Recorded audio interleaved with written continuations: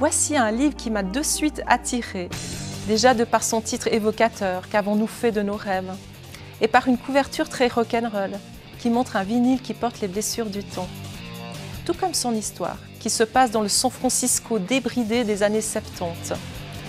Baigné dans la musique punk, on suit avec délice le destin de quelques personnages, comme Benny, ancien mélomane passionné qui va finir producteur de musique, ou Lou, dragueur invétéré qui va finir tout seul, et la belle Sacha, kleptomane qui enchaîne les échecs.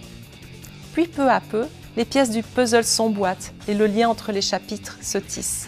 Mais que sont-ils tous devenus ? 20 ans se sont écoulés.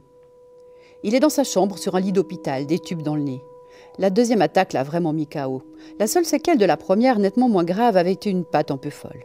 C'est ce que Benny m'avait annoncé au téléphone. Benny, notre vieux copain de lycée, le protégé de Lou. Il m'a déniché chez ma mère, bien qu'elle ait quitté San Francisco depuis longtemps pour me rejoindre à Los Angeles.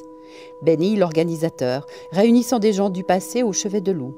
On peut apparemment retrouver presque tout le monde sur un ordinateur. Il a débusqué Rhea à Seattle, alors qu'elle a changé de patronyme. De notre ancienne bande, Scotty est le seul à avoir disparu. Aucun ordinateur n'a réussi à retrouver sa trace. Qu'avons-nous fait de nos rêves est un roman américain hyper original.